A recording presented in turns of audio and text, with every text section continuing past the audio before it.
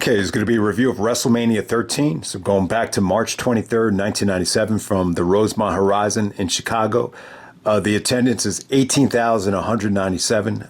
Good venue. Not a very big venue for a WrestleMania, but a tremendous atmosphere. I believe it was Austin that said he loved working in the building because the sound, hits the ring. It doesn't go up to the heavens like it did for WrestleMania 9 or, any of the outdoor stadium shows. The pay-per-view buy rate. Now this is going to sound crazy, but so they have here North America 237,000. So if you add the total up around the world, it's obviously a lot higher. But when you're looking at that number right there, it's a bad number. It sounds like a buy rate that the company got around like 2004 or something like that. So. I think Shawn, not being there, dropping the belt or forfeiting the belt, I think it took a hit because of that. They kind of promoted Shawn as the babyface or, the John Cena of the company for the whole year. And then when you're not on the biggest show of the year, I mean, it's gonna confuse people. I think it's gonna turn people away. I think also what hurt it is you just didn't have a clear-cut main event. Until the very last week, it looked like Bret was going to go in as a champion. Then they take the belt from him, and then they pivot to Sid versus Taker for the belt at the very last second. But I will say this: I thought they hit a home run with the Go Home show. If anyone hasn't seen it yet, they do Bret and Sid in a steel cage for the title. If Bret wins the belt, then WrestleMania main event was going to be Bret versus Austin for the title. But Undertaker ends up screwing Bret, slamming the steel cage, slamming the door on his head. And, I guess the mindset was that Taker actually wanted to face Sid. So they go with Undertaker versus Sid. And then Bret Hart goes on a rant, a tantrum. He shoves Vince. And he probably cut the promo of the year. And, possibly the best promo I think Bret ever cut. It just felt real. It felt like he used his frustration with, the Shawn situation and all the politics and the contract situation and just put all of his anger into that promo. He was able to curse on live television, and they didn't even beep it out on the network. So if you haven't seen it yet, if you watch the Go Home segment here, it almost feels like they're building towards a four-way at WrestleMania. But yeah, I thought it was really, really well done. I mean, it came off with a lot of heat, a lot of intensity. USA let them get extra time on the air, so they kind of made up for it with that Go Home Raw, right before WrestleMania, but obviously it wasn't enough to save the buy rate. This is probably one of the worst buy rates in WrestleMania history when you're looking at it. But at the same time, I really do think, though, even though you don't have Shawn here, and even though, Bret's not going for the belt, and they did not do a good number, in a way, it really helped, propel the company. I think, the opportunity arose to really kind of groom Austin here. And that's, was the most important, wrestler of the Attitude Era. And if it wasn't for this match, who knows? Maybe the Steve Austin, the execution of the Steve Austin babyface run doesn't go as smoothly and as well as they would have liked to. So it's a very important show. Okay, first match of the night, we have a four-way elimination match to determine the number one contenders for the tag team titles. Not a huge fan of this match. I think this is what really hurts 1997. If you want to find one of the arguments for 1996 over 97 will be these tag matches that just really, really suck. I mean, they did them a lot in 97. There was more pay-per-view time on the In Your Houses. And I don't know, man. I just thought this was an awful way to start the show. I thought the crowd was dead. I didn't hate it as much as Meltzer. I think Meltzer gave it negative half a star. I wouldn't go that far. But, you got the Headbangers. You got Doug Furnas and Phil LaFon, who are in there too short. I thought they looked great. You got the Godwinns. And you got the new Blackjacks of Bradshaw and Barry Windham, which, not a bad tag team, but, a lot of the nostalgia acts at this time just didn't go over well. You could just tell the fans, weren't knowledgeable about the Blackjacks, weren't knowledgeable about Bob Backlund and the Iron Sheik. So you have that going on there. To be honest with you, I thought the best part in the match was the beginning. I thought the work between the Blackjacks and Furnas and LaFon was great. Vince jumped out of his seat for the snap suplex. He actually said shades of the Dynamite Kid. That might explain why Vince ended up being such a huge Benoit fan. Vince is a big Benoit fan. Even though you could argue that Benoit should have been pushed better, for the most part, he was a huge fan of Chris Benoit. Furnas and LaFon were great. Both of them I thought looked good here. I mean, I really wish it was just a tag match with them involved. I think that would have helped the show out a lot better. But them and the Blackjacks got eliminated a little bit too quickly here, and it just came down to the Headbangers taking on the Godwinns. It was okay. The Headbangers were able to do their thing. Jerry Lawler's trying to educate Vince on commentary that the Headbangers are into, Rob Zombie and all these new, rock acts. And Vince is like, are they associated with Tony Bennett? So obviously Vince is a big fan of Frank Sinatra and Tony Bennett and, some of the, old school stuff there. So you have that going on. But yeah, not an awful performance from the Headbangers. I just didn't think the crowd was invested enough. And I would have preferred if they did Owen and British Bulldog defending the belts in the opener. I think if they gave that more time and just scrapped this match, and maybe you could have done the Sable Sunny Marlena bikini contest to kind of bridge the submission match in the main event, I think you would have had a much better show. But all right, we'll move on to the Rock's WrestleMania debut. We got Rocky Maivia defending the Intercontinental Championship, which he won from Triple H on that Shawn Michaels losing his Smile Raw, to take on the Sultan, who's actually Rikishi or Junior Fatu. I thought this was a good look for Rikishi. I thought he looked like a badass. You have his whole ass covered up here, which is a nice change of pace. He was actually wearing a mask and he had a ponytail. I thought it was a good look. I thought he looked really, really good here. Underrated worker. I just really preferred this version of Rikishi over the family-friendly, version that we got to see in 2000. But, Rock and Rikishi are cousins. This isn't the only time they worked together. They worked again at Survivor Series 2000. Which, was, all their work has been really good together. I will say this about The Rock here. Not a good experience. Very classy at the Slammy Awards. He actually won Best Newcomer. And we finally got the first, Rock Austin confrontation there with Austin totally shitting on The Rock and basically says to him, moving on to bigger fish in the pond, then starts cutting a promo on Bret Hart. So who would have thought? Someone would actually say to The Rock, moving on to bigger fish in the pond, and look at The Rock today. He's so big that he's probably not even going to be at WrestleMania. So I just wanted to point out that story right there. But like I said, man, not a great experience for The Rock. People booed him at the Slammy Awards. You got people chanting Rocky sucks here. It wasn't overwhelming. I think there was definitely Raws and stuff leading up to this where The Rock got shitted on more than this. But the bottom line is it wasn't a great experience. Even The Rock's dad coming out, Rocky Johnson, to help him out here, didn't really go over that well. And it just didn't really feel like the fans knew much about the history of Bob Backlund and the Iron Sheik. She came out and was giving Rocky the camel clutch and all that stuff. But yeah, just The Rock's offense here. He was trying to pay tribute to his dad. With some of the, same maneuvers, what's the word I'm looking for? Reenactments, and it just, I don't know, it just came off corny. The Rock's haircut, a lot of people were clowning on his haircut for looking like a chia pet here.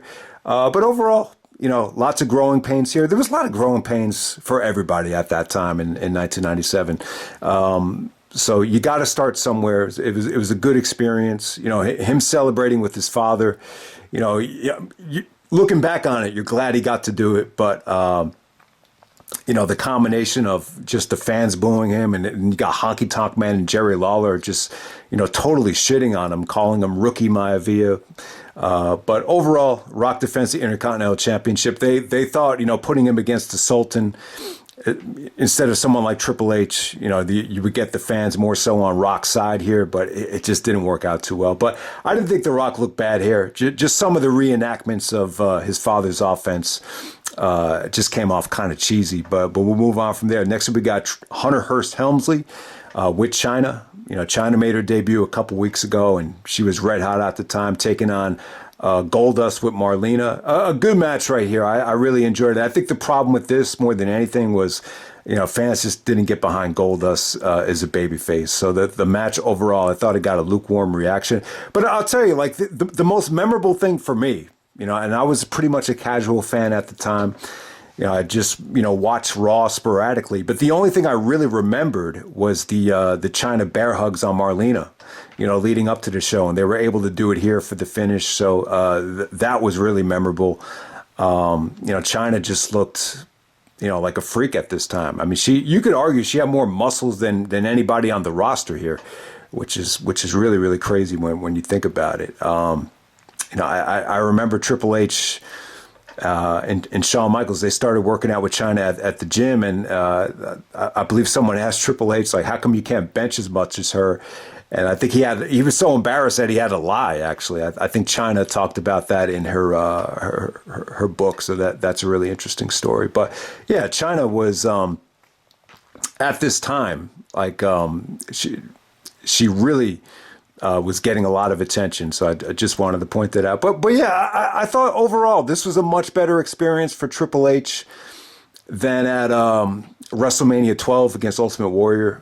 Obviously, that was a squash match, and Triple H has expressed that he was a little bit disappointed in working with the Ultimate Warrior there. So he was able to, in a lot of ways, it's really his first WrestleMania match in terms of being allowed to deliver in the ring, just being able to showcase his offense, the Harley Race high knee, the neck breakers. You could tell Triple H cut a great promo here. Really, I think more so than almost anybody, he's really one of the only guys that really has been able to, appreciate the greatness of WrestleMania. Like, just the way he said it, this is the granddaddy of them all. Like, you can really tell Triple H really understood, just like Vince, how important WrestleMania was to the company. So, but yeah, I like the match. I thought Goldust looked good here. They got about 15 minutes, and I really love the ending, man. The ending comes with, Goldust trying to keep Marlena away from the bear hug. So he actually picks her up, and then Triple H does the Harley Race knee, and then knocks Marlena right into Chyna. Then Chyna does that bear hug where she's just throwing Marlena around like a doll. So that sets up the pedigree, and then bang, Triple H gets his first WrestleMania victory.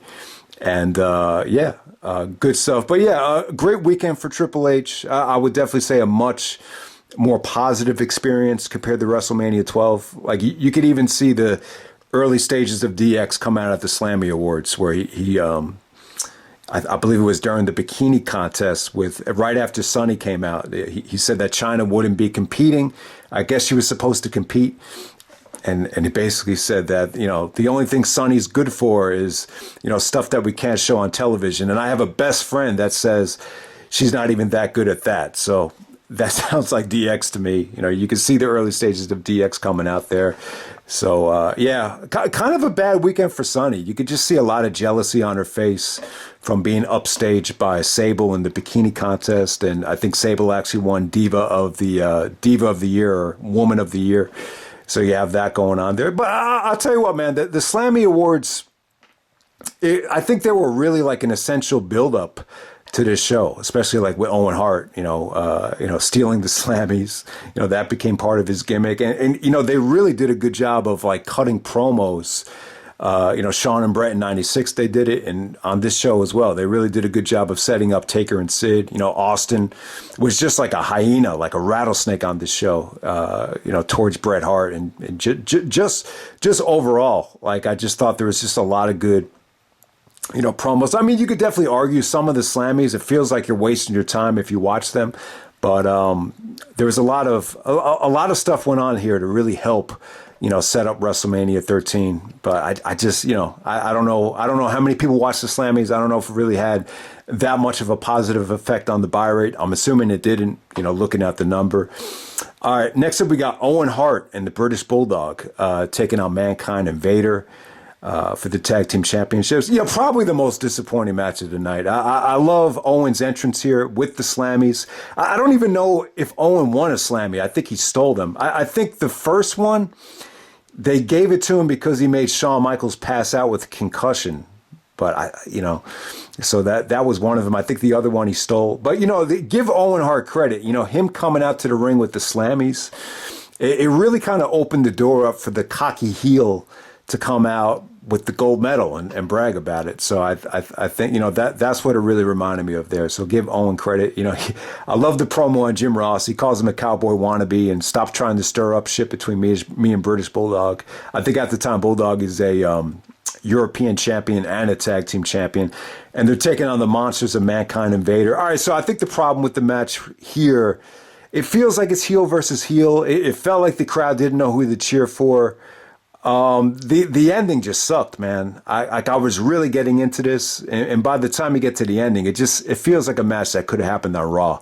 I think, maybe they want to kind of water it down so it didn't, upstage the very next match, which is the submission match. So you have that going on there. But, while this lasted, I thought it was great. You got to see Owen and Vader really do their thing here. Their work was really good later on in the year. It almost felt like monsters versus wrestlers. I thought British Bulldog, he actually got Vader up for a suplex. You would have expected Foley to take some mind-blowing bumps here, but nothing, crazy. He took a belly-to-belly from Owen. And, Owen and Mankind did some, they did a lot of stuff, out of the ring. But, it's not like Foley took a life-shattering bump here. For his first WrestleMania, you would expect that. But, yeah, this is Mick Foley's first WrestleMania. It doesn't really feel like it because he made his debut, the Raw after WrestleMania 12 where, he attacked Undertaker. And the show kind of went off the air with him giving him the mandible claw. But, yeah, good match.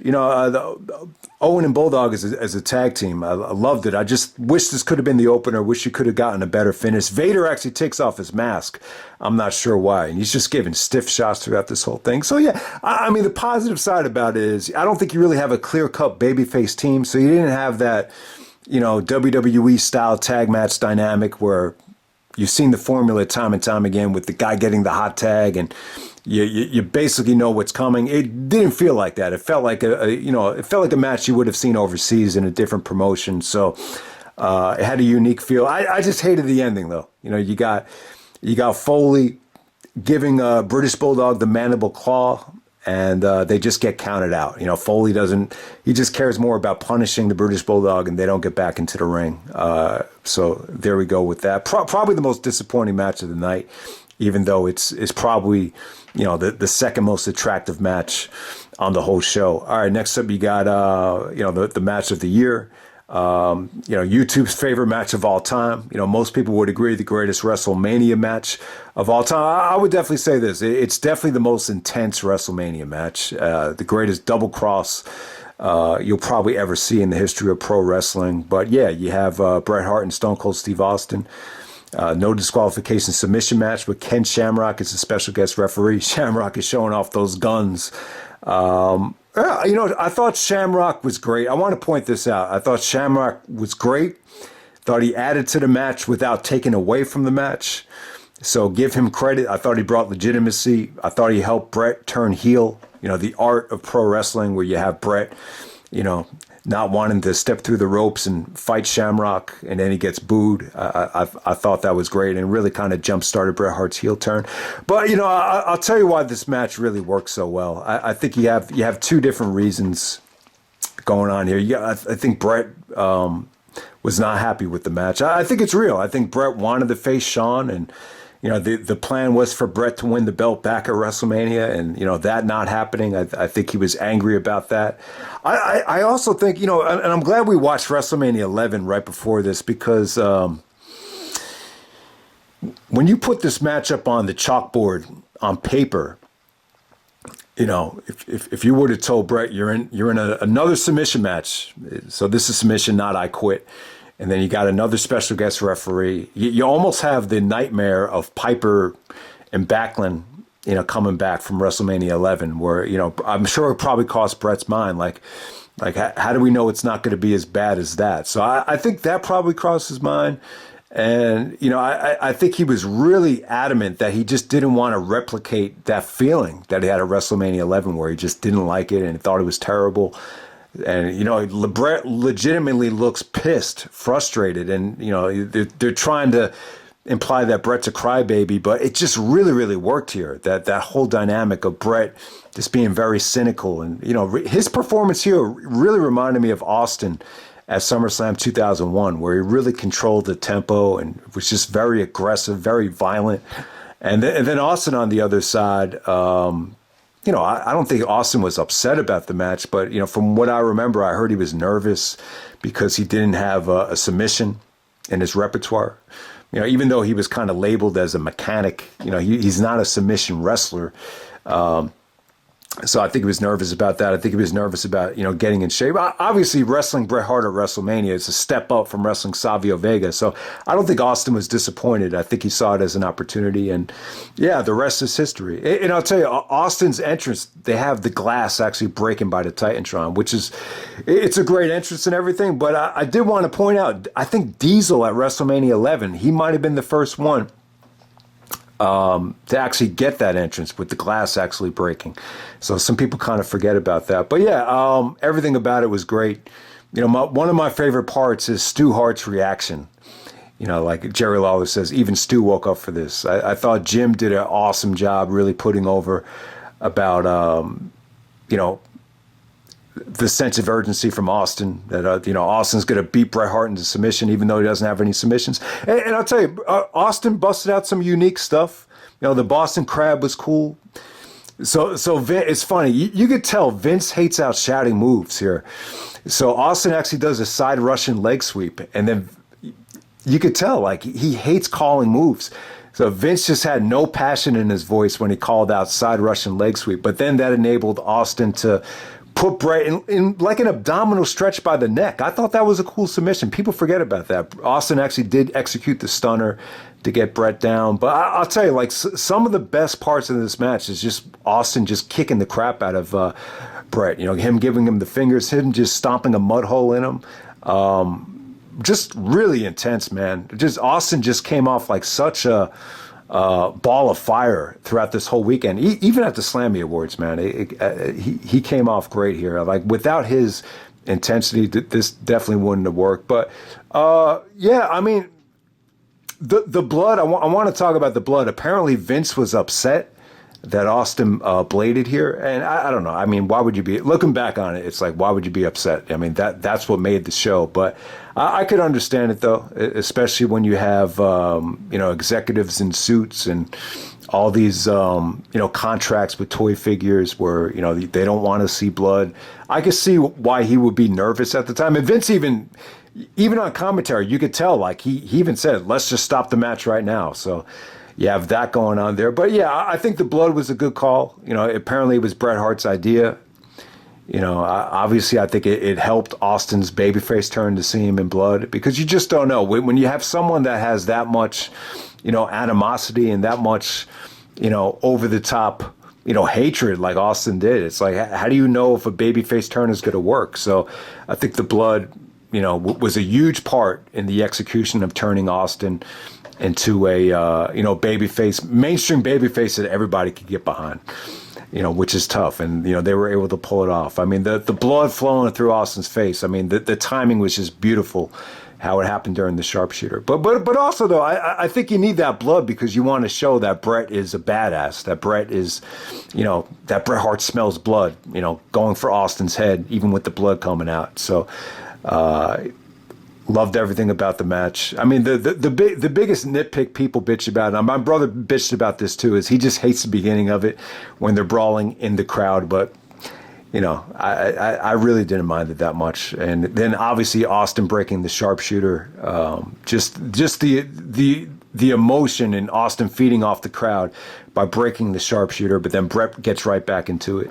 But I got to say, I got to give credit to Shamrock. You know, you really didn't notice him until the money shot and then the aftermath. And yeah, so I mean, night and day from the Piper situation. So in a lot of ways, I think this whole guest referee for this match with Shamrock, it's probably the most memorable thing I think he ever did in WWE. I know he had a great program with The Rock and he won King of the Ring, but like to me, like this is probably the most memorable thing I think Shamrock did. You know, at least in the WWF.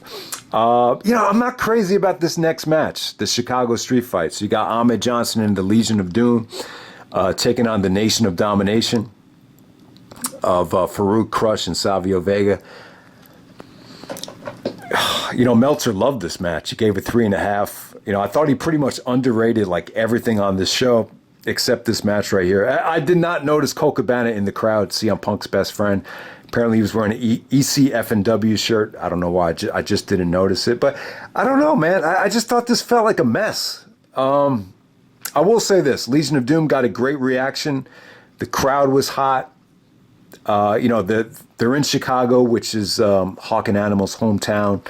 So you have that going on there. I don't know. I thought Legion of Doom looked a little bit old. I think pairing them with Ahmed Johnson seemed a little bit out of place. The fire extinguisher stuff, man, it looked dangerous. It just looked like a whole bunch of smoke. Apparently, it was the wrong fire extinguisher. Usually when they do it, you're supposed to use a fire extinguisher with Freon in it, which is, you know, what you use for the air conditioner. But yeah, I don't know. It just looked unsafe. You had the announcers coughing at ringside. It just, I don't know. But that wasn't the problem with it, though. I mean, you could argue, you know, I could if you like this type of style, I could see people saying, yeah, this was my guilty pleasure of the night. You know, you had the parking signs. You had, you know, the 2x4, which almost went into the crowd. But Vince even said, good catch by Hawk on the 2x4, where it almost actually flew into the crowd. But yeah, everything but the kitchen sink was the theme of this match. It was a little bit crazy. You know, the Legion of Doom get the feel-good victory with the Doomsday device from Hawk. I mean, I got to say, though, from a positive side, you know, they followed the previous match. I don't think anything in the world could have followed Bret and Austin, but they were able to do it. So give them credit. I'm just not crazy about the match. All right, next up we have the main event. We got Shawn Michaels coming out on commentary. Apparently he gave the NWO sign or the click sign. I don't know. They might have edited it out of the network or the DVD. I didn't even notice it. So Shawn is on commentary here with Vince. And then Bret Hart comes out and Bret cuts a promo on Shawn. Sid and Taker basically says, when you're done finding your smile, you know, we'll get, you know, heal that pussyfoot injury and then we'll find out who the best is. So I like the promo from Bret. You know, the main event did a lot of different things. You know, it finally gave Undertaker his reign. And at the same time, they did a good job of, you know, establishing Bret as a crybaby heel. Basically, he went out Undertaker. He said, you know, Undertaker actually slammed the steel door on Bret Hart. And he said, when you slammed the door on my head, you slammed the door on our friendship. So from here on out, it's a new set of rules. And then he basically called Sid a fraud and said, you know, the World Wrestling Federation Championship belongs to me. So, yeah, I mean, it really worked well. I think the Bret Hart heel turn worked so well because, you know, he had this reputation for, you know, Shawn even called him a mark man the next night, you know. He said, you think everything here is yours. But, you know, I think that's what you love about Bret Hart is that he cared a lot. He cared way too much. I mean, do you really want a champion that treated the job like he worked at medieval times, like a Kane? You know, no disrespect to Kane. I think Kane was great. But, you know, you could definitely make the argument that, you know, Kane played his role and just went home. And whenever he did, he was just fine with it. But Bret, like, you know, he took such pride in his work. And so I loved everything about the Bret Hart heel turn. I thought it worked really well. So he was all over this main event, constantly interfering. In a way, he basically helps The Undertaker win the championship. All right, so Undertaker versus Psycho Sid. It sounded good on paper, but I'll tell you, man, it's just tough to get a good match out of Sid. And there's this internet myth. There's this rumor going around that Sid took a shit, and he shit in his trunks during the match. I don't know. There's only two guys you could ask that question to. Maybe there's a chance Undertaker smelled it and he could confirm it, but I don't know. Why would Sid get nervous here? He had just wrestled Shawn Michaels in San Antonio and Madison Square Garden, which, both of those have pretty much, bigger crowds than this. Yeah, I don't know. I tried to look at it and see if there was anything there, but it was tough to get a good shot of it. I would just say no. I just think, maybe someone just started that rumor and for whatever reason it just stuck. But I would say that's not true. Overall, I think they got 21 minutes. Holy shit, I didn't even realize it. They got 21 minutes and 20 seconds. Yeah, I mean, it was a little bit slow. I mean, yeah, look, even Shawn Michaels couldn't really get a great match out of Sid. The Survivor Series one, it had such a unique atmosphere that that ended up being Sid's best match. But the one at the Rumble was kind of underwhelming. There was a couple of things stacked against it with Sid with the accident. I think Shawn was actually sick. But yeah, this match right here, yeah, I mean, a lot of it was just not that great. I thought Taker looked good here. Sid was able to jump off the top rope a couple of times. Shawn was even impressed with Sid being able to, be this aerial in the ring. But there's not a lot Sid could do other than double axe handles and just power bombs. That's really all he was able to do here. Taker was able to showcase his athleticism.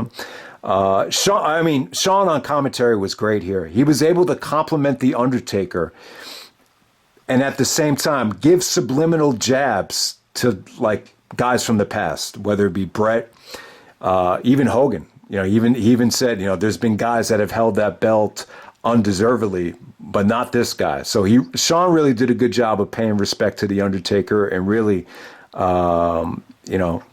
admiring his athleticism.